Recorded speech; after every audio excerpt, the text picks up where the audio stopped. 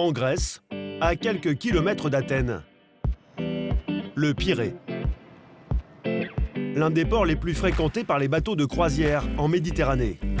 Ici, chaque jour, une dizaine de paquebots font le plein de vacanciers venus du monde entier. Ces géants des mers peuvent accueillir plusieurs milliers de passagers. Waouh!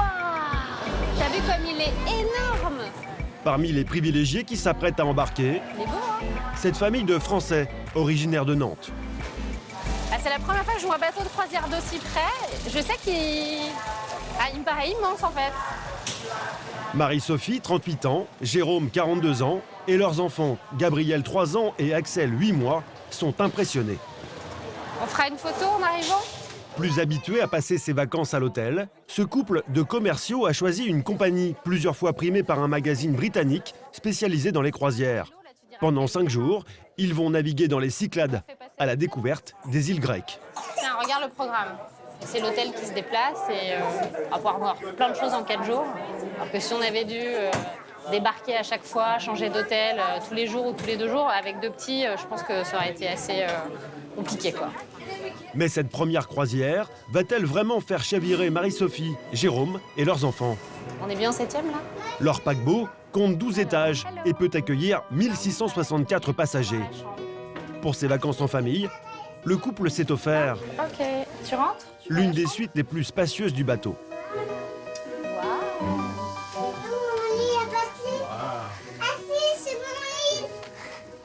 Bah oui, ça c'est ton lit, je pense, mon cœur. 22 mètres carrés, climatisation, télé, salle de bain avec baignoire et une jolie vue. C'est grand, c'est beau, on va être super bien. Vue sur mer, je savais même pas, je me souvenais même plus qu'on avait vue sur mer. Non, ça va être génial de se réveiller le matin avec vue sur l'océan. Le couple semble conquis. On va être bien là. Pour cette croisière de 5 jours, ils ont déboursé 3100 €, le prix d'un mois de vacances au camping. Oh bah non, Axel. Pour cette somme, ils ont droit à quelques petites attentions de la part de la compagnie. Ça, c'est le petit cadeau d'arrivée. Je pense que ça, c'est de l'huile d'olive. Sympa. Oh, les petites confitures. C'est cool, hein? À 4 dans cette cabine, la famille se sent un peu à l'étroit. Mais ils ne vont pas y passer beaucoup de temps. Car leur programme est chargé. En 5 jours, la croisière fera 6 escales. Mykonos, Kuşadası, en Turquie, Patmos, Rhodes, Héraclion et Santorin. Entre chaque étape, tout est organisé pour distraire les passagers, comme dans un club de vacances. Allez, tout le monde sur la piste. C'est parti. 1, 2, 3, 4, 5, 6, 7, 8 et 1, 2, 3, 4,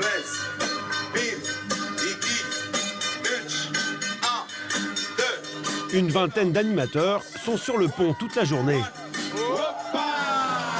Marie-Sophie et Jérôme, eux, ont choisi de s'offrir un premier bain dans l'une des 2 piscines du paquebot, histoire de se plonger directement dans l'univers des croisières.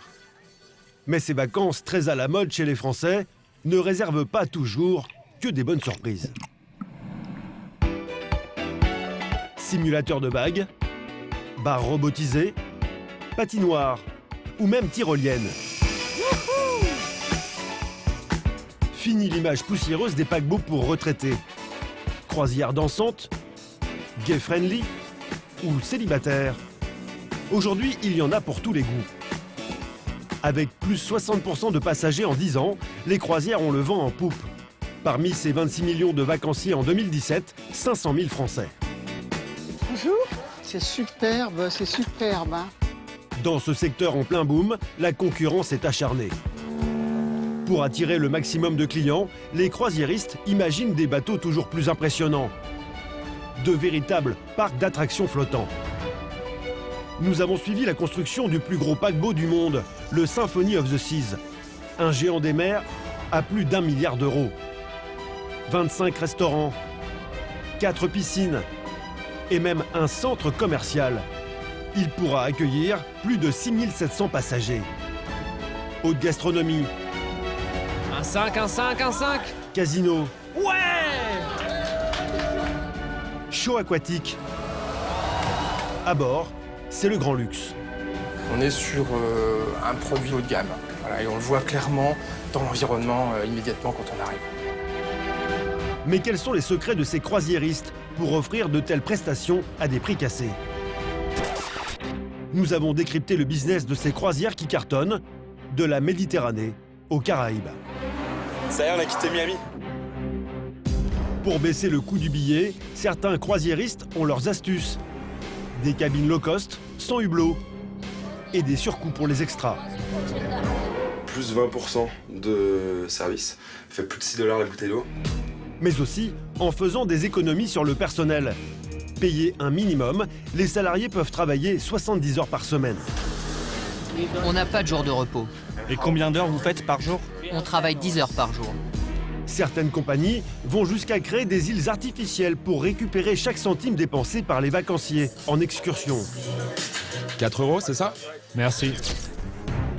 Vous allez également découvrir que pour certains riverains, les croisières n'ont rien de paradisiaque. Ils s'inquiètent de l'impact de la pollution. T'as vu la fumée? Regarde ce noir. Les citoyens sont beaucoup trop pollués. Dernière tendance, les croisières fluviales, considérées comme plus intimistes et authentiques.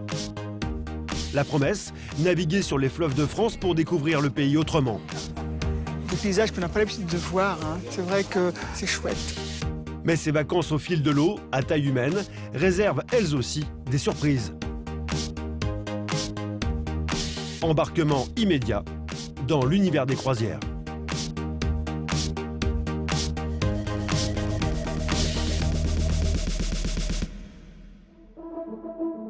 En Grèce, dans les Cyclades, les Nantais Marie-Sophie et Jérôme prennent leur marque sur leur hôtel flottant. C'est l'M Lounge, c'est au deck 5, donc on va prendre l'ascenseur. Le paquebot est très grand, 214 mètres de long, 724 cabines. T'es contente? T'as faim tout de suite? On va bientôt les déjeuner. Je pense que c'est là. À bord, les passagers ont le choix entre 3 restaurants. Spécialité grecque, grillade ou cuisine internationale. Mais encore faut-il les trouver. Ça doit être de l'autre côté. C'est grand, hein, immense. Un peu perdu. Pour son premier repas à bord, la petite famille a opté pour un self-service. Au menu ce midi, un vaste choix de légumes et de viande. Entrée, ça n'a pas l'air mal, hein. C'est grec. Même la petite Gabrielle trouve son bonheur. Alors Gabrielle est assez difficile, mais bon là, vu qu'on a pas mal de choix, elle a des carottes, du riz et du poulet, donc je pense que ça va bien se passer. Tiens Gabrielle, est-ce que ça te va ton assiette? Oui? Allez, viens. Ici, c'est service à volonté. Ils vont pouvoir se faire plaisir, car tout est inclus dans le prix du voyage, même le vin à table. Les seules dépenses supplémentaires, Marie-Sophie et Jérôme les feront lors des excursions. Et normalement, on mange pas avec ses doigts. Hein. Cet après-midi, première escale. Au loin, Mykonos, l'une des îles les plus connues des Cyclades, grâce à ses paysages somptueux.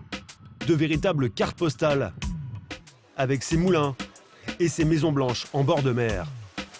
La famille nantaise est sous le charme. On va dans les petites rues derrière, là? Et après, on fera le tour devant. Hyper beau. Super mignon. L'île est victime de sa beauté. Ces petites ruelles sont bondées de touristes. Chaque année, les croisiéristes y débarquent plus de 700 000 passagers, 70 fois plus que la population locale. Durant 5 jours, les excursions vont s'enchaîner. Prochaine étape, Patmos. Ces petites boutiques et surtout ces perroquets qui ne se laissent pas facilement photographier. Tu veux le toucher?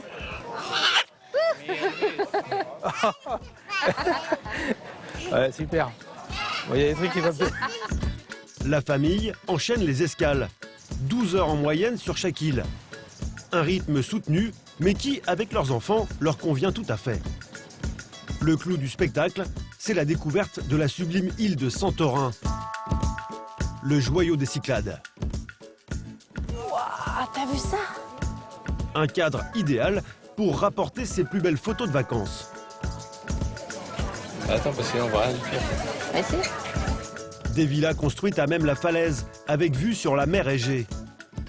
Difficile de ne pas succomber au charme des lieux. Mais la journée de nos vacanciers est loin d'être terminée. Car à la tombée de la nuit, ils peuvent profiter de nombreuses animations, toujours différentes. Sur le pont principal, c'est soirée barbecue avec grillade à volonté. Mais Marie-Sophie et Jérôme, eux, choisissent le dîner du capitaine. Une tradition qui existe depuis plus d'un siècle. Bonne soirée. Merci. Pour l'occasion, l'ensemble des convives peut trinquer au champagne. Ouais, chin. C'est à l'auteur de ce que vous attendez, vous êtes impressionné par... Oui, Il est accueilli comme des rois. c'est le folklore de la croisière, quoi. Donc en fait, oui, c'est sympa. Et le divertissement ne s'arrête pas là. Le paquebot dispose de sa propre salle de spectacle de 690 places. Chaque soir, une création originale y est présentée gratuitement aux passagers.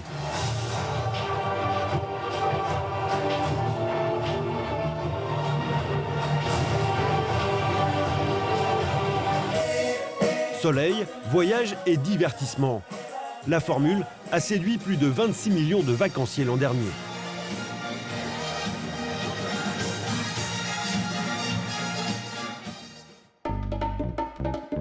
Pour attirer toujours plus de touristes, les armateurs se sont lancés dans une course au gigantisme. Ils font construire de véritables villes flottantes. Des paquebots de plus de 300 mètres de long, capables d'accueillir plus de 6000 passagers et de les divertir.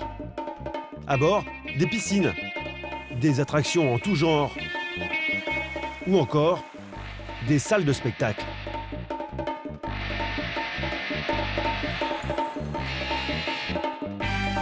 L'an dernier, pas moins de 14 nouveaux paquebots ont été mis à l'eau. Tous les grands noms de la croisière sont dans la course. Norwegian Cruise Line, Carnival ou encore MSC. Dans cette bataille, l'américain Royal Caribbean a pris une longueur d'avance. En 2016, l'armateur s'est fait livrer par les chantiers de Saint-Nazaire le plus grand paquebot du monde, l'Harmony of the Seas. Moins de 2 ans après son inauguration en grande pompe, le constructeur s'apprête à battre son propre record.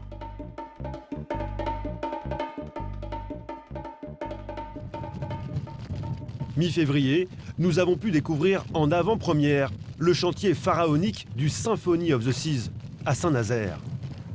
Depuis plus de 2 ans, 6000 personnes se relaient pour construire le plus grand bateau de croisière du monde. Pour se l'offrir, la compagnie Royal Caribbean a investi plus d'1 milliard d'euros.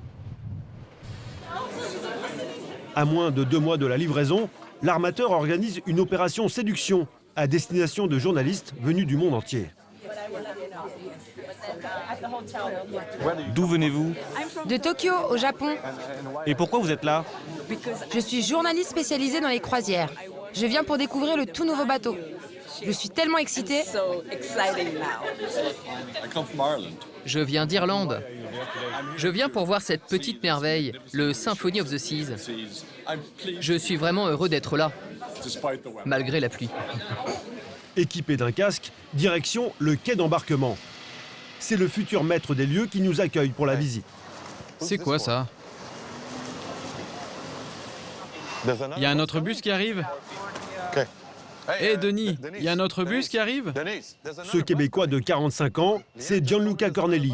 Il connaît déjà le paquebot comme sa poche. Vous attendez beaucoup de personnes aujourd'hui? Oui, environ une centaine médias, presse écrite. Donc, on va faire visiter ma maison.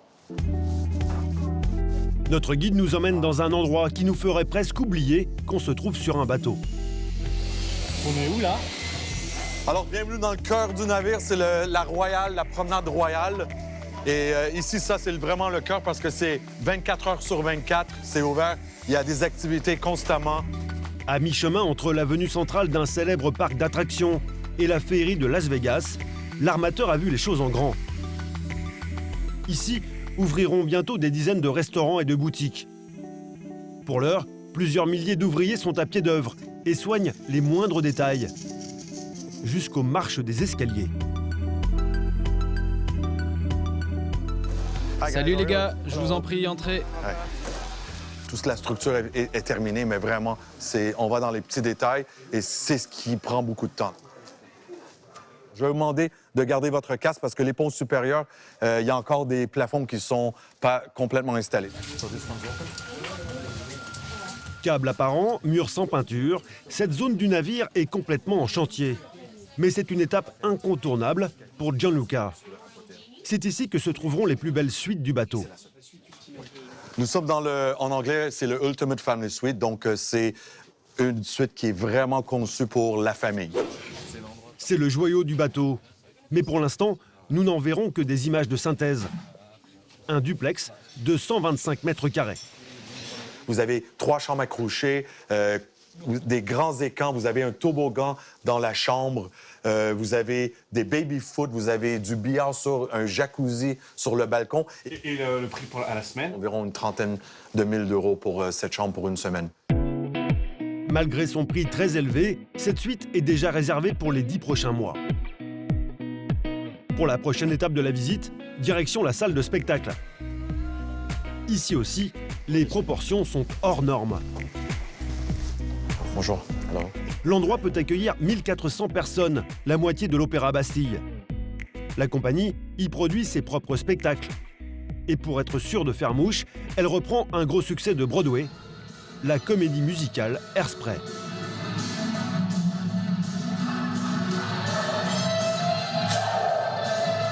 Mais Gianluca espère surtout marquer les esprits avec la prochaine visite. Une salle de 600 places qui abrite un lieu pour le moins inattendu sur un bateau. Une patinoire. Les passagers pourront y voir des spectacles et s'essayer au patin à glace. Les bateaux initiales, c'était vraiment un peu de shuffleboard, un peu de bingo. Maintenant, c'est grandiose, une patinoire. Qui aurait imaginé un jour avoir une patinoire sur un bateau de croisière? Ladies and gentlemen, let's hear it for Sergei and Tanya. Can we hear it for them? Il reste à peine un mois aux ouvriers pour soigner les finitions et livrer le bateau à la compagnie. Comment le croisiériste va-t-il faire pour amortir ce paquebot à 1 milliard d'euros? Pour le comprendre, direction Miami. Avec 1000 escales l'an dernier, c'est la capitale mondiale de la croisière. Port Miami est le point de départ pour les Caraïbes, la destination la plus prisée. Chaque année, plus de 5 millions de passagers y embarquent, 5 fois plus qu'à Athènes. Ici se trouvent les sièges sociaux de tous les grands noms de la croisière. Pendant des mois, nous les avons sollicités pour filmer à bord de leur paquebot et pour qu'ils nous dévoilent les coulisses de leur business. Mais aucun d'entre eux ne nous a accordé une autorisation, que ce soit par mail. Dans le plan stratégique établi, votre reportage ne figure pas dans nos axes de communication. Ou par téléphone. Vous ne rentrez pas en gros dans les clous. La demande n'est pas acceptée. Nous avons donc décidé de monter à bord en simple touriste. Antoine, notre journaliste, et son caméraman vont se mettre dans la peau de clients lambda. Ça y est, on a quitté Miami. Nous embarquons pour le paradis, une croisière de 7 jours dans les Caraïbes. Au menu, 4 escales. Costa Maya au Mexique, le Belize, Roatán au Honduras, puis Cozumel avant de revenir à Miami. Première impression, Antoine ne risque pas de souffrir de la solitude. Le paquebot de 324 mètres de long a fait le plein. Les 4000 passagers ont pris d'assaut le pont supérieur, ses jacuzzis et ses transats. Les plus motivés sont déjà à pied d'œuvre sur le mur d'escalade. Le parcours d'acrobranche ou le mini-golf pour les enfants.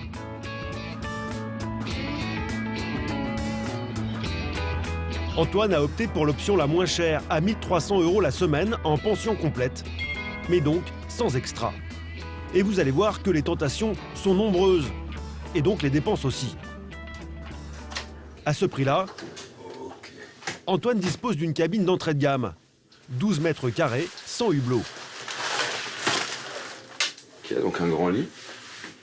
Avec une petite salle de bain. L'ensemble lui fait plutôt bonne impression. Pour 1300 €, on est plutôt pas mal loti quand même. On a quand même un grand lit, même si c'est 2 petits lits. On a une bonne salle de bain, on a de l'espace optimisé. Alors c'est sûr, on peut pas courir partout, mais c'est pas mal. Ah, le mini-bar. Mais ici, gare à la tentation, car avec le forfait de base, le moindre écart est facturé. Cher client, le minibar n'est pas inclus dans les forfaits. Comme à l'hôtel, évidemment, le minibar n'est pas gratuit. Il y a le minimum, un classique, vodka, des alcools, whisky, bière. Mais pour le moment, Antoine a surtout envie de s'hydrater. Ah bah, de l'eau. Justement, on a bien attendu sur le bateau, c'est pas mal. 5,50 $ quand même, plus 20% de service. Ça fait plus de 6 $ la bouteille d'eau. Comment ça paye? On arrive, on a soif, on n'en peut plus. Donc qu'est-ce qu'on fait? On débouteille tout de suite. Antoine a accès à 6 restaurants inclus dans son forfait, dont ce buffet. Bonsoir, je peux en avoir un peu? Ce soir, c'est saumon et crevettes. Ici, il peut boire de l'eau à volonté sur ses fontaines. Mais pas question d'y remplir sa bouteille pour l'emporter avec soi, comme il est bien précisé sur les distributeurs. Merci de ne pas remplir votre bouteille d'eau ici. L'eau est précieuse et la compagnie ne compte pas en perdre une goutte. Si vous pensiez pouvoir emmener vos propres bouteilles pour les consommer à bord, sachez que ce n'est pas autorisé. Là aussi, c'est précisé sur le site de la compagnie. Il est interdit aux passagers d'apporter toute boisson à bord du navire. Toute boisson achetée localement sera jetée avant l'embarquement. Dans notre cabine, nous consommerons donc une bouteille par jour à 5,35 €, soit environ 38 € pour la semaine. Et notre facture continue de s'alourdir. Antoine aimerait s'offrir une bière. À cette heure de la journée, les 15 bars du navire sont pris d'assaut par les touristes, dont la plupart disposent d'un forfait alcool illimité à 73 € par jour. Pour Antoine, qui a pris le forfait de base, c'est payant. 6,50 € pour la bière la moins chère. Il va en boire une par jour, soit environ 46 € pour la semaine. Avant d'aller se coucher, petite visite de la salle de jeu d'arcade. Un bon moyen de se divertir à bord. Ici, pas besoin de monnaie. Comme partout sur le bateau, c'est cette carte magnétique qui sert à régler les achats. 1 $. C'est parti.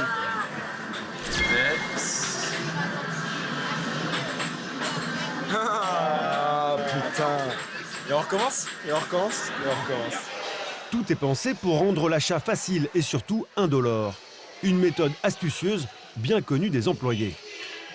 Je peux payer en liquide? Par carte. Ok, par carte. On peut rien faire sans cette carte sur le bateau. Pardon? La carte. Oui. En fait, c'est un simple geste et puis à la fin de la croisière, vous réalisez combien vous avez dépensé. Oui, on risque d'avoir une mauvaise surprise à la fin. Au total, cette première journée aura coûté 85 € en extra. Merci beaucoup, au revoir. Au revoir. Pour le reste de la croisière, Antoine va essayer de limiter les coûts. Le lendemain matin, le paquebot jette l'ancre à Costa Maya au Mexique, la première des 4 escales de la croisière. L'armateur y propose 24 excursions à 80 € chacune en moyenne. Au programme, visite des ruines mayas, promenade en buggy dans les dunes, safari en jeep ou encore nage avec les dauphins. Antoine a envie de voir du pays. Alors, direction le bureau des excursions. Vous avez des excursions gratuites? Non. Jamais? Non. Pourquoi? Il faut bien qu'on gagne de l'argent. D'accord, alors qu'est-ce que je peux faire si je veux pas payer? Vous pouvez aller faire un petit tour à pied? Ah, ok. Pour tenir son budget, Antoine doit donc partir en excursion par ses propres moyens. Au bout du quai, un passage obligé. Ce village sur le thème de la culture maya.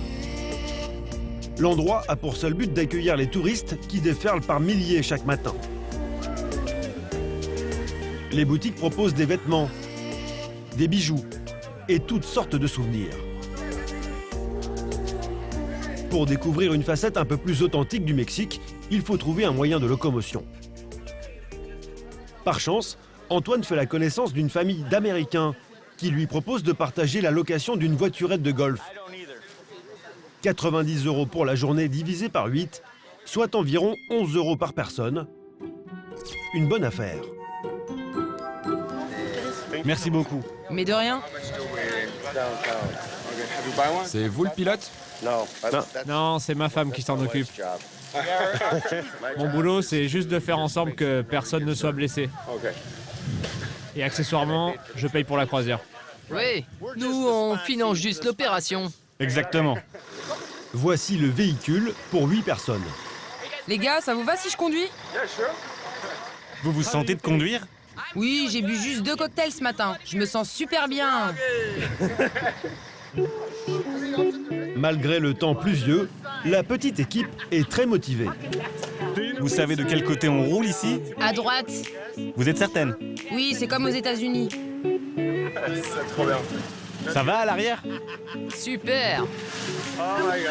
Avec cette voiturette et seulement 7 heures d'escale, difficile de visiter des sites culturels éloignés du port.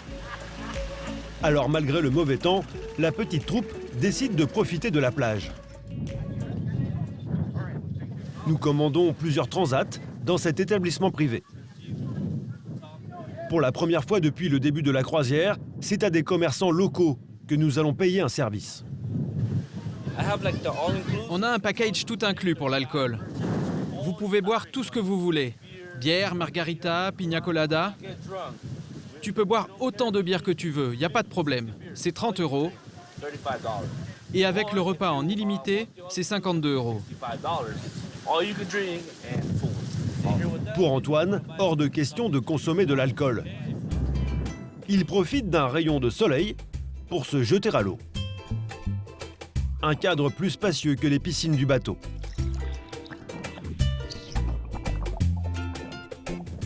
Pendant ce temps-là, ces acolytes américains ont visiblement abusé des margaritas, la spécialité locale.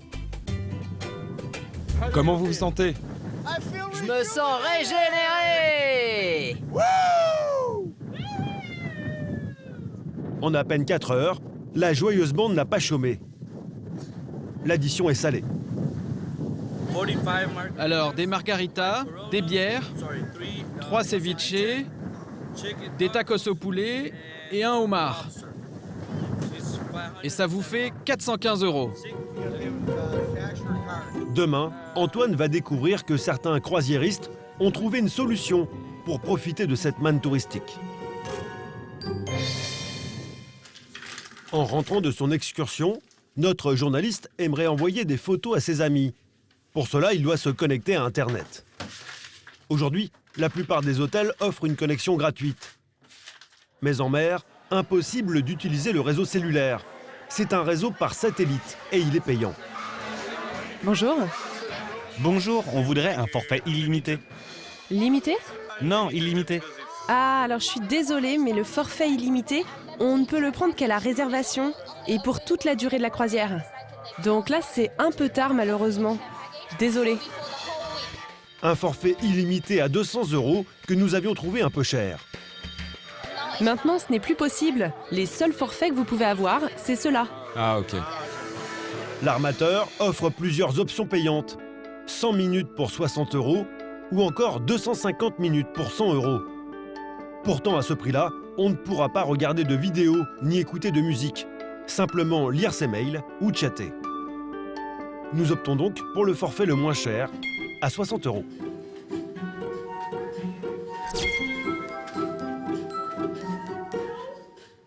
Ce matin au programme, une excursion sur une île un peu particulière. Ce petit bout de Caraïbes appartient à notre croisiériste. C'est la dernière tendance chez les compagnies. Acheter des îles pour y emmener leurs passagers en excursion. Les 4000 vacanciers du paquebot débarquent dans ce décor de cartes postales créées de toutes pièces, avec ses plages artificielles et ses milliers de transats. Car l'île originelle, voici ce qu'il en reste. Il y a encore 4 ans, voici à quoi ressemblait l'île. Une bande de terre déserte jonchée de mangroves. Pour transformer ce banc de sable en attraction touristique, il a fallu employer les grands moyens. Le sol a été drainé et consolidé à l'aide de milliers de rochers rapportés par bateau. Un balai d'engins de construction et de pipeline qui a entièrement transformé cette zone naturelle. Au total, la compagnie a investi près de 40 millions d'euros dans les travaux. Un plus pour les vacanciers et un investissement qui devrait être assez vite rentabilisé. Ils ont pensé à tout. Le secret de l'armateur, Ça fait vraiment du bien. faire aussi de ce petit paradis un temple de la consommation.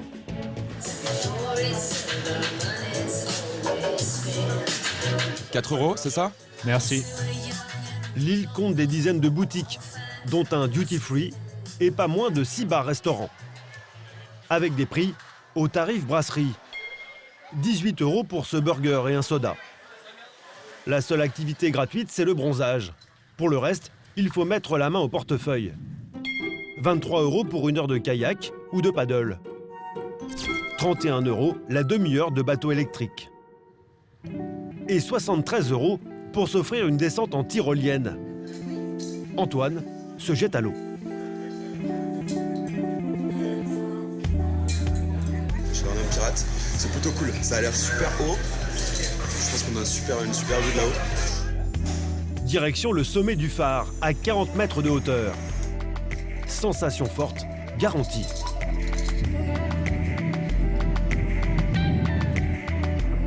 Cette journée sur l'île privée du croisiériste a fait s'envoler le budget de notre journaliste. Entre les repas et l'attraction, la facture s'élève à 100 €.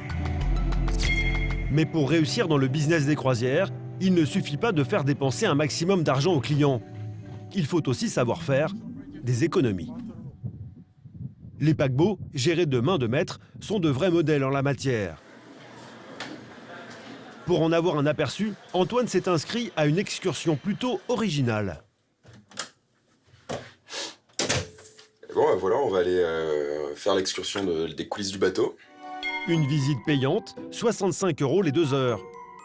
Son ultime dépense du séjour. Au total, Antoine aura dépensé 1744 €, soit 444 € de supplément, un tiers de son budget initial. Mais le meilleur reste à venir. Bonjour, comment ça va ? Ça va bien, merci. Cette excursion, c'est le seul moyen pour explorer les entrailles de ce géant des mers. Avec Antoine, une dizaine de touristes. D'entrée de jeu, la guide annonce les règles. Vous n'avez pas le droit de filmer, seulement de prendre des photos pendant la visite. Ah ok.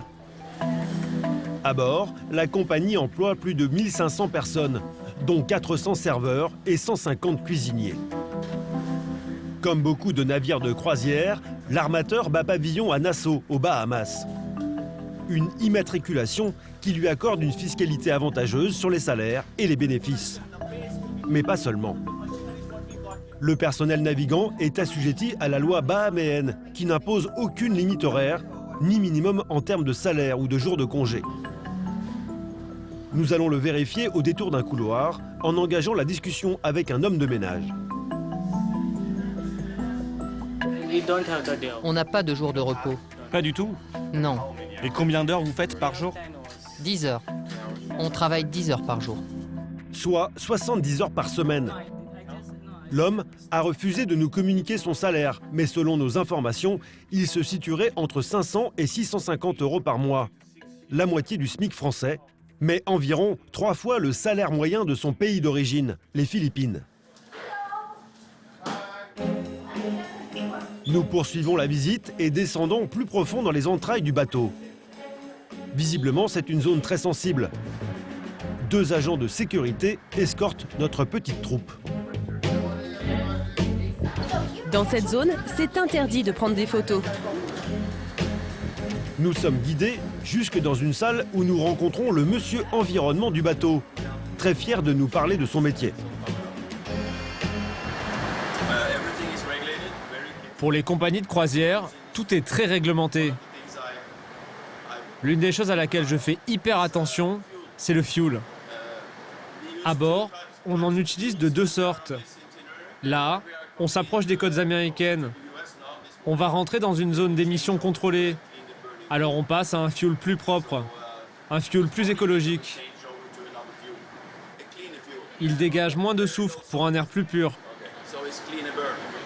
Mais ce fuel plus écologique coûte 15% plus cher que du carburant classique. Alors le croisiériste ne l'utilise que dans les zones où il est obligatoire, le long des côtes américaines et d'Europe du Nord. Le navire utilise donc le fuel ordinaire pendant les 4 escales, puis il revient au carburant plus propre lorsqu'il rentre à Miami. Ce qui lui permettrait d'économiser 100 000 € par semaine, soit 5 millions d'euros par an, juste pour ce paquebot. La visite se termine dans les locaux techniques, la blanchisserie et les chambres froides. Mais impossible de descendre jusqu'à la salle des machines pour apercevoir les moteurs qui propulsent ce paquebot de 150 000 tonnes.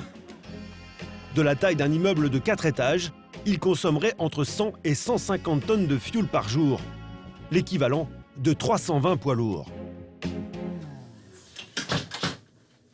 Une telle consommation de carburant pourrait-elle présenter un danger ? Pour tenter de répondre à cette question, Antoine a pris dans ses valises un appareil qui permet de mesurer la quantité de microparticules en suspension dans l'air. Le compteur est calibré. Le journaliste effectue une première mesure dans sa cabine. Alors, on est à peine à 2000 particules par centimètre cube. Une petite quantité. À titre d'exemple, sur les grands boulevards parisiens, les relevés tournent autour de 16 000 particules par centimètre cube. Mais selon l'Organisation mondiale de la santé, même à faible concentration, les microparticules ont une incidence sur la santé. Nous allons sur le pont supérieur, un lieu très fréquenté par les croisiéristes.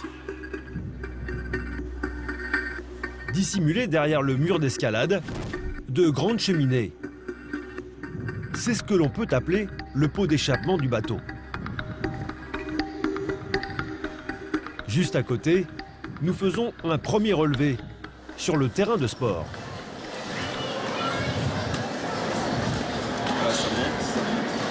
L'appareil relève jusqu'à 19 000 particules par centimètre cube, 10 fois plus que dans la cabine. C'est quand même énorme. Mais Antoine n'est pas au bout de ses surprises. Il se déplace de quelques mètres et avec le vent, les résultats changent de manière surprenante. Juste à côté de l'aire de jeu des enfants, on atteint un pic à 200 000. En moyenne 130 000.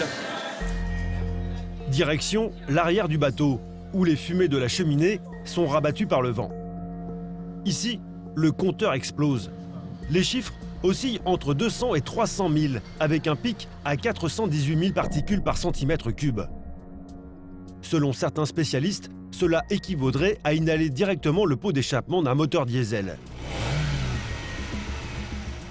Mais ce n'est pas pour les touristes présents sur le paquebot une semaine dans l'année que la pollution serait la plus dangereuse.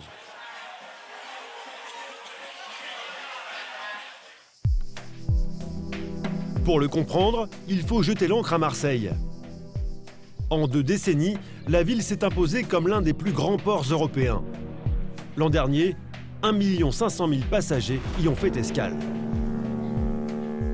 Mais la Méditerranée n'a pas encore été classée zone d'émission contrôlée par l'Organisation maritime internationale. Ce sont donc les autorités locales qui sont chargées de réglementer l'utilisation du fioul. Si les commerçants sont satisfaits des retombées économiques générées par cette nouvelle vague de touristes, une partie de la population commence à s'élever contre les navires de croisière. Mais on peut mesurer avant là-bas, on peut le lancer avant qu'ils mettent les gaz. C'est le cas de Charlotte Lepitre, 29 ans. La jeune femme travaille pour l'association France Nature Environnement. Elle est spécialiste des questions de santé. Régulièrement, Charlotte mesure la qualité de l'air dans Marseille. 70 000, 72 000, là c'est beaucoup déjà. Cette pollution est bien sûr liée au trafic routier et aux usines. Mais pour Charlotte, elle serait accentuée par les paquebots. Oui, on le sent là. 285, 310 000. On a monté à 310 000. Donc là, en ville, on est aussi pollué que si on était sur le navire à côté des cheminées. Les citoyens sont beaucoup trop pollués. Charlotte et ses collègues veulent à tout prix que Marseille passe en zone d'émission contrôlée. Alors, ils tentent de faire pression avec les riverains mécontents auprès de la mairie et de la préfecture pour qu'ils fassent bouger les lignes. Ce matin, ils ont rendez-vous au nord de la ville, chez Michel. Bonjour Michel. Ça va? Vous fait lever tôt? Il y a quelques années, cette jeune retraitée a acheté cette maison avec piscine et vue imprenable sur la Méditerranée. Mais aujourd'hui, On le voit déjà? elle commence à regretter son choix. Là où je suis, on le voit bien, là. Là. Voilà. Ah oui, Voilà. ah oui, on le voit. De son jardin, Michel sent les odeurs de fioul. Quand le vent tourne le panache sur la maison, on s'enferme. Hein. Pourquoi? Parce que c'est irrespirable, en fait. On l'a juste de face, là. Il est énorme. Pour débarquer les passagers, les navires sont obligés de manœuvrer juste devant sa maison. Alors, en fur et à mesure qu'il pivote, finalement, le vent nous amène la fumée. On voit que ça réagit directement. On a un pic à plus de 30 000 particules, donc c'est beaucoup. Vous souffrez, vous, de la pollution? Oui, bien sûr qu'on souffre de la pollution. Quelquefois, le matin, lorsqu'on aère la maison, on se demande des fois si on l'aère ou si on la pollue un peu plus. On en est là, quoi. Avec son mari, Paul, ils observent impuissants le balai des bateaux. En 10 ans, le nombre de croisiéristes faisant escale devant chez eux a été multiplié par 5. Ici, Charlotte Lepitre a enregistré des pics à 70 000 particules par centimètre cube. Alors le couple s'inquiète pour sa santé. Vous respirez, vous toussez, vous respirez ça, si vous êtes mal à l'aise, c'est insupportable. Moi, c'est très particulier. Quand il y a vraiment une bouffée là, qui arrive sur la maison, je commence à avoir mal à la gorge et les parois du nez qui me piquent, qui me brûlent. Le fioul utilisé pour les navires a un taux de soufre énorme. Et c'est d'ailleurs ce qui rend les fumées aussi dangereuses. Il y a clairement un impact important sanitaire, surtout pour des citoyens qui sont exposés à ça à longueur de journée et à longueur d'année, en fait. Donc l'exposition chronique peut être très, très nocive. Et une fois à quai, les paquebots laissent souvent tourner les moteurs. T'as vu la fumée? Regarde ce noir. C'est pas normal, il est à quai, hein. C'est terrible, ça. Selon eux, cette fumée noire est la preuve que les croisiéristes se permettraient des infractions à la réglementation en vigueur. Ils ont une obligation réglementaire de passer à un fioul moins soufré s'ils sont plus de 2 heures à quai. Lui, il va partir ce soir et pourtant, il crache encore noir actuellement. Donc clairement, il n'est pas passé à un fioul moins soufré. Une réglementation en vigueur, elle n'est pas respectée, c'est pour ça. Ici, personne ne respecte, chacun fait ce qu'il veut, que ce soit le commandant du navire ou sur le port, chacun fait ce qu'il veut. Personne n'est contre les croisières, évidemment. Évidemment que ça induit beaucoup d'emplois, ça fait du tourisme, c'est une manne économique pour la ville, bien sûr. Mais je veux dire, on ne peut pas le faire au détriment de la santé des citoyens. Je veux dire, voilà, ça c'est hyper important de protéger les citoyens. Voilà. À continuer à respirer ça, quoi. C'est pas possible. Hein. C'est pas possible. Michel et Paul ont créé une association avec des habitants du quartier. Car ils ne sont pas les seuls à être en colère. Plusieurs riverains sont tombés malades et mettent directement en cause les paquebots. Des amis, des voisins, des frères, des sœurs, hein, ça sort aussi. Et c'est tombé à peu près tous dans la même période, il faut dire ce qui est. Sur une période de 3 ans? De 4 ans. 4 ans. Et nous pensons que c'est la pollution et qui viennent des bateaux. Et nous, on en prend conscience parce qu'on a les bateaux directement sous notre vue. Mais il faut maintenant faire prendre conscience à toute la ville de Marseille que tout le monde est intéressé par cette pollution. Parce que la pollution, elle ne concerne pas que nos quartiers. Tous souhaitent que les autorités durcissent les mesures déjà prises. Ils veulent surtout que Marseille soit classée en zone de contrôle des émissions et demandent également le raccordement électrique des bateaux dans le port, comme c'est le cas en Europe du Nord ou pour l'armée française. À Toulon, la Marine nationale est branchée à quai de manière électrique depuis 50 ans. Donc qu'on ne nous dise pas que ce n'est pas possible. C'est une histoire de volonté politique. Et pourquoi ils ne le font pas, C'est une histoire de coût. Ils font des bénéfices, il faut qu'ils emploient leurs bénéfices à améliorer les conditions de pollution pour le bien de tous. Il est beau. Regarde le beau panache, là. Regarde ça. Il décrasse. Il décrasse. Il te donne ta dose.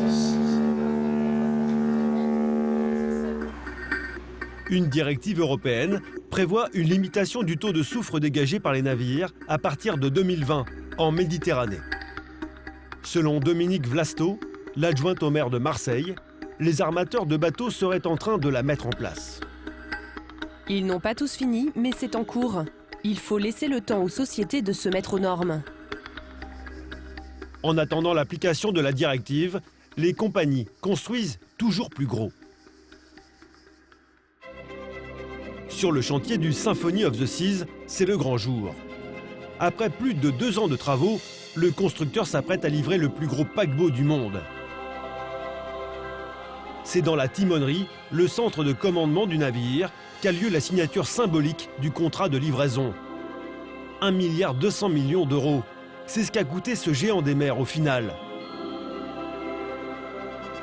Les 2200 membres d'équipage ont été conviés pour célébrer l'événement. L'excitation est palpable. C'est bon les gars, vous inquiétez pas, je suis là. Merci d'être venus. On est ici pour inaugurer le Symphony of the Seas, le plus gros bateau du monde. On est super fiers. C'est vraiment cool d'être ici avec cette équipe géniale. Ce bateau est tellement moderne. Tout le monde est vraiment content de faire partie de l'aventure. Si vous voyagez avec nous, vous allez comprendre ce que je raconte. Au premier rang, dans la salle de spectacle, quelques VIP, comme l'ancien Premier ministre Jean-Marc Ayrault. Moi, je crois que le mot qui résume bien, c'est la fierté. Fierté d'être capable de construire des bateaux d'une telle importance, d'une telle taille, et puis en même temps d'une très grande qualité technologique. Messieurs, dames, levez-vous. Une cérémonie dans la plus pure tradition navale.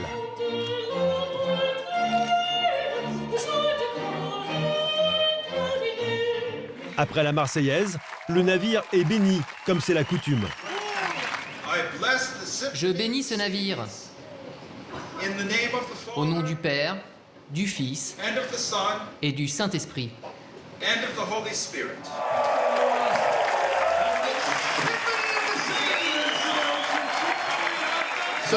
Allez tout le monde, levez-vous et faites un maximum de bruit.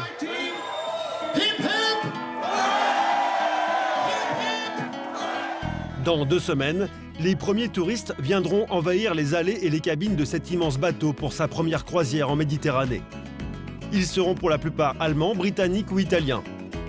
Mais l'armateur espère y voir de plus en plus de Français. À l'heure actuelle, ils ne représentent que 7% des croisiéristes européens. Cette mission a été confiée à Stéphane Grillon, 47 ans. Il y avait environ 200 000 Français qui faisaient une croisière en l'an 2000. L'an dernier, on était à plus de 500 000 Français qui ont fait une croisière en 2017. Et cette tendance, elle continue à augmenter, elle continue à croître. Et nous, on a envie d'accompagner ce mouvement. Pour attirer plus de passagers, l'armateur cible une clientèle plus jeune grâce à de nouvelles attractions à sensations fortes, comme ce simulateur de bagues, une tyrolienne ou encore un toboggan de 40 mètres de hauteur. Un panel d'activités bien loin de l'image vieillotte des croisières de nos grands-parents. Le cœur du paquebot abrite 66 000 mètres carrés d'espace de restauration et de divertissement, l'équivalent de 10 stades de foot.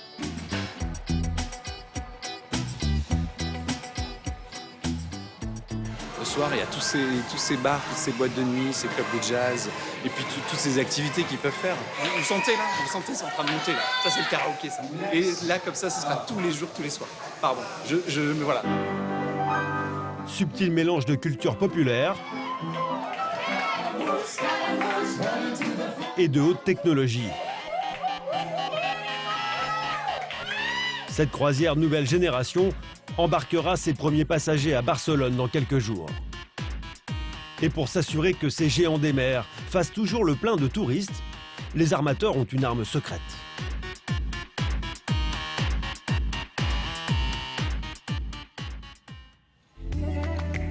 Villefranche-sur-Mer, à côté de Nice.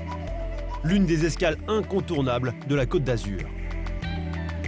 C'est sur cet homme que comptent les professionnels du secteur pour remplir leurs bateaux. Pierre Pellissier, 48 ans, est à la tête de la plus grosse centrale de réservation de croisières en Europe. Aujourd'hui, il va visiter l'un des nouveaux paquebots qu'il propose à ses clients sur son site internet. Celui-là, j'ai jamais vu. Donc l'objectif, voilà, c'est de le découvrir. C'est un bateau qui date de 2012, donc qui est assez récent. Le Celebrity Reflection fait 315 mètres de long. Un paquebot de 126 000 tonnes, 2 fois plus lourd que le Titanic. Pierre tient à le découvrir pour mieux en faire la promotion auprès de ses clients. Bonjour Sophia. Bonjour Pierre, bienvenue sur notre navire. Le voyagiste est tout de suite sous le charme. L'armateur a investi 600 millions d'euros pour construire ce bateau. Il peut accueillir plus de 3000 passagers.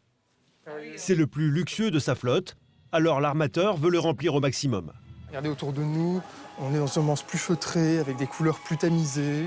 Au premier coup d'œil, Pierre flaire le potentiel des lieux. On est sur un produit haut de gamme, voilà, et on le voit clairement dans l'environnement immédiatement quand on arrive. Pour se démarquer de la concurrence, ce croisiériste a visiblement misé sur une offre de standing. Sur ce bateau, 16 ascenseurs vitrés offrent une vue à 360 degrés. On a même des arbres vivants. Là, il a en plus l'avantage d'avoir la verrière sur l'extérieur. La bibliothèque qui est ici est quand même magnifique. C'est vraiment très beau. Sincèrement, il est très très beau. Waouh.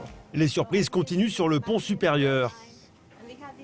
Des terrasses privatives avec pelouse naturelle.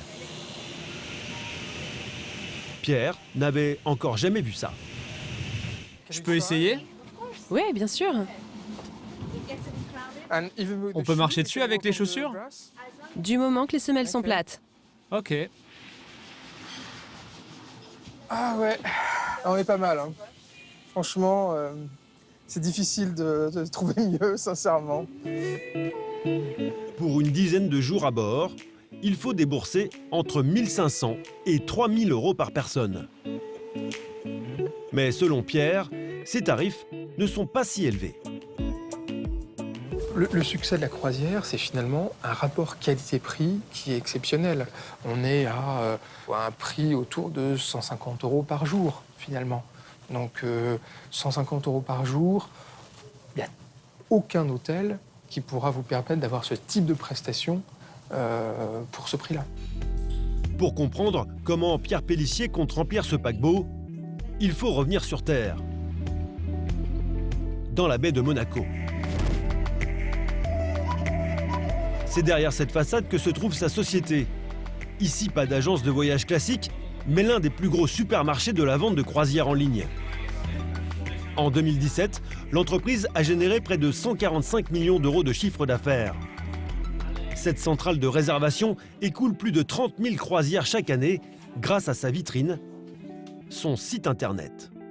Un outil ultra performant qui lui permet de proposer en direct la totalité de l'offre du marché mondial. À chaque instant, Pierre sait précisément combien d'internautes y sont connectés. Donc là, on a 200 clients en ce moment. Voilà, ça bouge de 201, 200. C'est vraiment en live. On sait exactement en permanence combien on a de clients qui sont sur le site. Pierre travaille avec une quarantaine de compagnies. Pour gagner de l'argent, lui et ses 200 téléconseillers doivent vendre un maximum de croisières. La société perçoit entre 7 et 15% de commission sur le montant de chaque vente. Connectés aux bases de données des armateurs, ils connaissent en temps réel le taux de remplissage des paquebots. Ce qui leur permet de pratiquer les meilleurs tarifs. Des prix ajustés grâce notamment à des promotions choc. Jusqu'à 77% en dernière minute. Et un numéro de téléphone? Très bien, donc pour le 2 octobre, je vous envoie quelle formule alors? Les différentes formules? Une fois le client appâté, Pour être sûr qu'il n'aille pas boire ailleurs, les téléopérateurs lui promettent les plus belles économies. Est-ce que vous êtes déjà client Costa? Une croisière? Alors donnez-moi votre date de naissance, comme ça je vais retrouver votre carte Costa en plus. Vous aurez la remise maximum possible. Mon prénom c'est Étienne, je vous envoie ça avec une assurance et je vous laisse regarder ça tranquillement. Avec près de 70% de croissance en 10 ans, l'industrie des croisières est un des rares secteurs du tourisme où la demande est supérieure à l'offre. Pierre Pellissier espère bien faire grossir son chiffre d'affaires l'an prochain. On n'a pas beaucoup de capacité cette année, hélas. On en aura beaucoup plus l'année prochaine, puisqu'on a 3 nouveaux bateaux qui arrivent l'année prochaine, 3 gros bateaux. Il y a aussi d'autres petits bateaux qui arrivent, mais on a 3 très gros bateaux qui arrivent. Donc l'année prochaine devrait être une année où on a beaucoup plus de propositions à faire à nos clients. Pour séduire les touristes, d'autres compagnies ont décidé de prendre le contre-pied de ces paquebots géants. Leur créneau, des croisières beaucoup plus intimistes. Ce n'est pas vraiment la mer des Caraïbes. Ici, pas de palmiers, ni de plages de sable blanc, mais le charme discret des bords de Rhône. À Lyon, Roselyne et Jean-Luc s'apprêtent à embarquer pour une croisière fluviale. Une tendance en plein essor sur tous les fleuves français. Il fait 110 mètres de long, j'ai appris. Pour ce couple de Vendéens à la retraite, c'est une première. On n'a jamais fait de croisière encore. Alors mon mari n'aime pas les croisières sur des grands bateaux où il y a 3 000 à 4 000 personnes. Donc on a choisi cette croisière-là sur le Rhône parce que ça reste à taille humaine. J'ai lu à peu près 120 personnes, donc ça reste, disons, agréable. Le MS Camargue accueille au maximum 104 passagers, 50 fois moins que les plus gros paquebots maritimes. Bienvenue à bord. Merci beaucoup. Bonjour, allez-y. Roselyne et Jean-Luc ont déboursé 1 800 € la semaine pour 2 en formule all-inclusive. Oh, bah dis donc, c'est superbe, hein? Très très bien. Ils se sont offerts l'une des 2 suites du bateau pour célébrer leurs 45 ans de mariage. Regarde comme c'est... Oh. 27 mètres carrés avec de larges baies vitrées et une jolie salle de bain.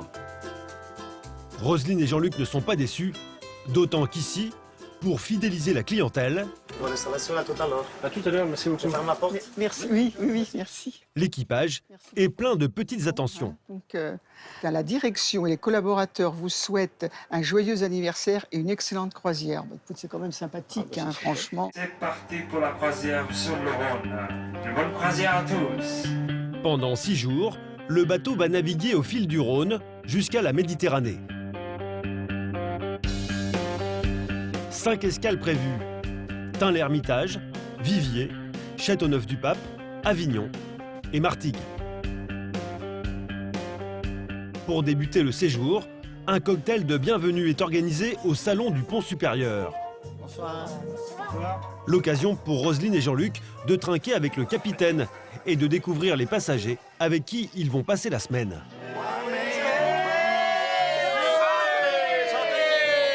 Aujourd'hui, la moyenne d'âge des croisiéristes est de 55 ans. Mais depuis une dizaine d'années, elle ne cesse de rajeunir. On croyait que la moyenne d'âge était plus élevée, puis finalement on se rend compte là qu'en fait il y a des gens de notre âge aussi. Hein, voilà. Hein, donc on avait autrement très très bien, vraiment, pour l'instant tout va bien. Si côté client, l'ambiance est plutôt décontractée, à l'autre bout du bateau, dans l'unique restaurant, la tension monte. Ok, table de 11. Caroline Johanny, la commissaire de bord, est stressée. Ok, vous êtes prêts? José, on t'a expliqué un peu le système? Ça va aller?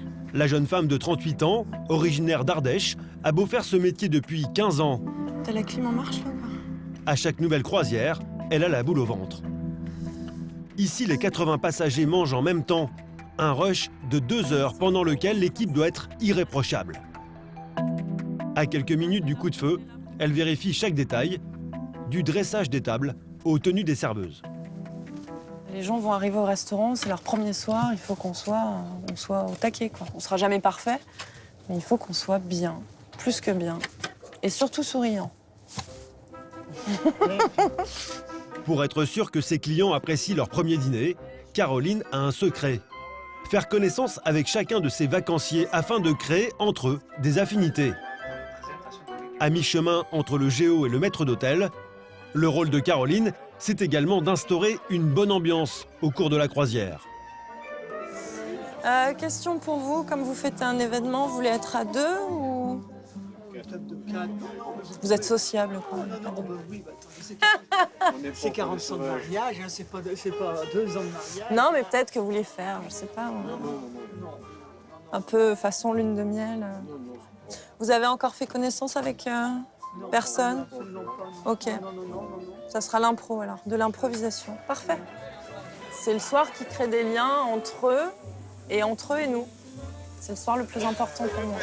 C'est pour donner le ton de la croisière. C'est ce qui va aider à faire en sorte que les gens se mélangent et qu'on arrive à avoir une super croisière. Après 3 heures de navigation, il est déjà temps de dîner. Comme avant une représentation, la chef d'orchestre rassure ses troupes. C'est avec plaisir que nous annonçons que le restaurant vient d'ouvrir ses portes et toute l'équipe de restauration vous attend pour notre premier dîner à bord. Bon appétit à tous. Tout va se jouer sur le plan de table, un moment clé pour Caroline. Vous avez déjà réservé pour être avec d'autres personnes? Vous avez fait connaissance? Absolument pas, nous sommes seuls, on accepte tout le monde. Pas ça d'un air malheureux, ça va aller. Bonsoir, alors, comme vous voulez, regardez, j'ai un couple ici à la fenêtre. C'est vous qui choisissez. Bien sûr.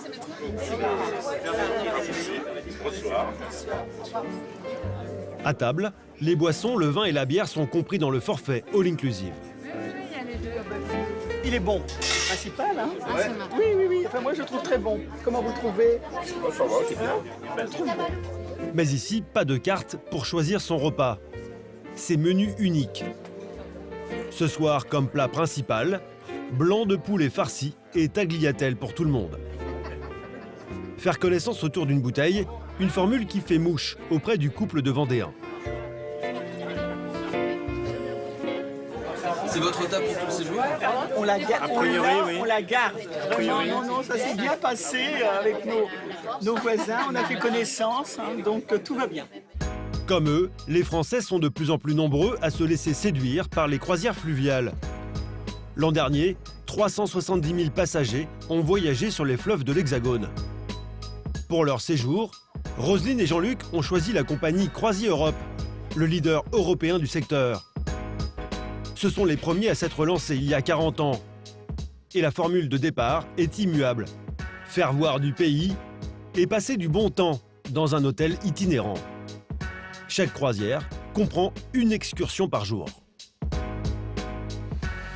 Ce matin, Roselyne et Jean-Luc participent à la première des 5 visites de leur voyage. Pour cela, en plus de leur séjour à 1 800 €, ils ont payé un forfait à 200 €, soit 33 € en moyenne l'excursion. On va dans le Vercors. On va visiter le Vercors, il paraît que c'est superbe. On attend de voir parce qu'on ne connaît pas. Et puis on va goûter la clairette de Die, puisqu'on va à Die, voilà. C'est parti pour une boucle de 200 km, soit près de 3h30 de trajet. L'occasion pour le guide de faire saliver ses clients en quête de découverte des produits du terroir. Pour obtenir le pétillant, on est obligé de rajouter de la levure de tirage, de la liqueur de tirage. Et ça va donner une deuxième fermentation qui donne le pétillant. Tout ce qu'ils ne verront pas, car le timing est serré. Pas le temps de s'arrêter pour visiter une cave. Voilà, donc vous avez jusqu'à 3h10 avant qu'on reparte. Premier arrêt dans cette boutique. Si vous voulez commencer la dégustation. Bon, ben santé. Dédiée au fameux vin pétillant.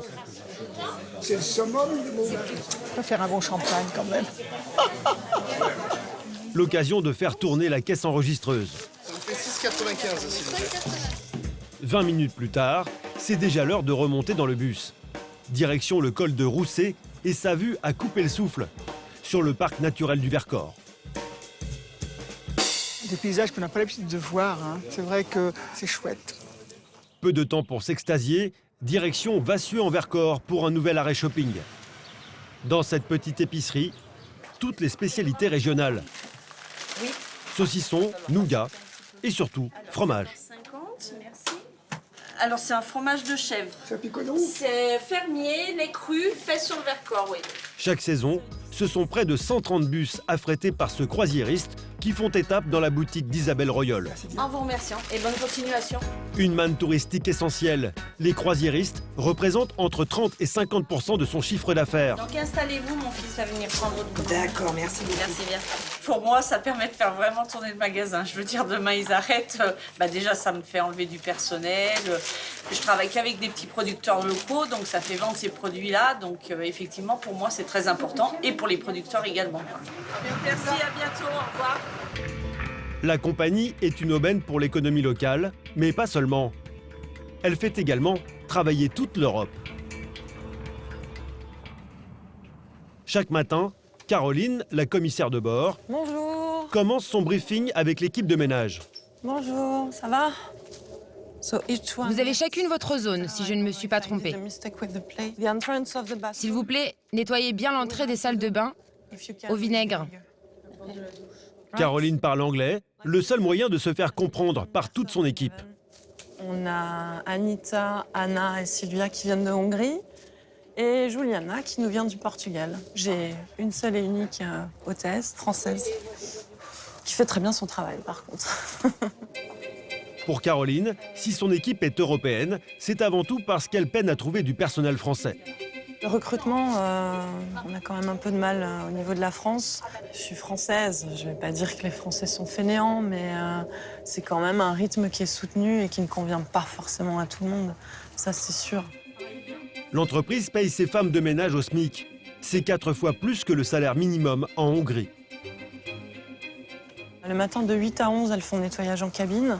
Et durant les déjeuners et dîners, les filles sont en cuisine à aider notre chef. L'astuce de la compagnie, c'est d'embaucher des salariés polyvalents, comme Morgane la française.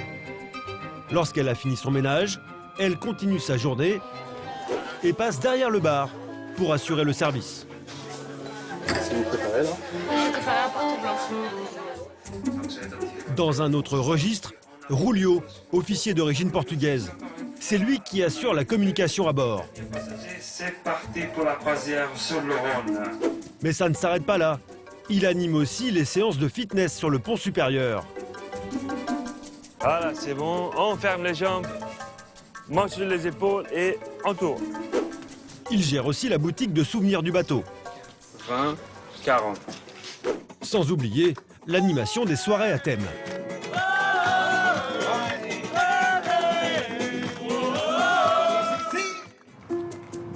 Les 25 salariés du bateau sont tous sous contrat français et employés en CDI. Logés, nourris, blanchis, ils travaillent en moyenne 7 mois par an, mais sont payés 12 mois. C'est bientôt la fin de la croisière. Ce soir, c'est dîner de gala. En cuisine, tout le monde est à son poste. Pour l'occasion, la compagnie met les petits plats dans les grands.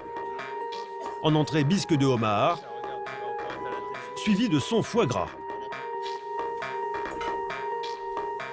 Avec plus de 3 millions de repas servis chaque année, Croisier Europe commande ses denrées en grande quantité. Le chef ne s'en cache pas. Ici, on ne cuisine pas que des produits du terroir. Certains proviennent d'autres pays d'Europe et sont parfois même surgelés. C'est un peu de partout en fait. Il y a des produits qui viennent d'Allemagne, il y a des produits qui viennent de France. On a des viandes qui viennent de l'Union européenne et qui ne sont pas de la région. Après, nous avons des produits frais, des produits surgelés. Si on le travaille correctement, ça équivaut à un produit frais. Hein. Mesdames et messieurs, bonsoir. D'ailleurs, le clou de la soirée, c'est un gâteau glacé très célèbre. Le dessert, mesdames et messieurs, ladies and gentlemen, l'omelette norvégienne. Mise en scène, musique, tour de piste et photos souvenirs pour ce dessert de gala. Puis, comme le veut la coutume, le chef termine le show avec un flambage au Grand Marnier. Une croisière de rêve pour Roselyne et Jean-Luc. Ils se sont déjà fait des amis et en plus l'équipage leur réserve une petite surprise. On va célébrer tous ensemble un anniversaire de mariage. Mesdames et messieurs, je demande s'il vous plaît Roselyne et Jean-Luc. Merci pour la visite. Vous y attendez? Non, alors pas du tout.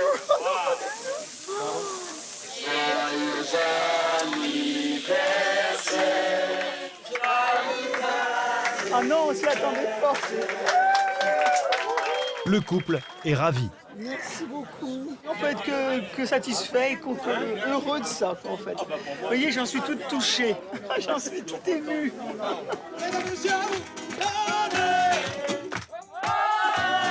Pour le plus grand plaisir de tous, la soirée se termine en musique. Le bateau bouclera son circuit à Lyon, son port d'attache, avant de repartir à nouveau en croisière.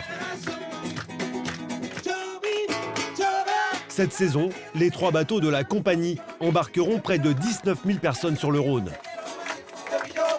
Au final, pour leur croisière de 5 jours en Grèce, Marie-Sophie et Jérôme ont dépensé 3 300 €, extra compris. Antoine, notre journaliste, et son caméraman ont déboursé en tout 3 600 € pour une semaine dans les Caraïbes. De leur côté, Roselyne et Jean-Luc ont dépensé environ 2 100 € pour leur séjour au fil du Rhône.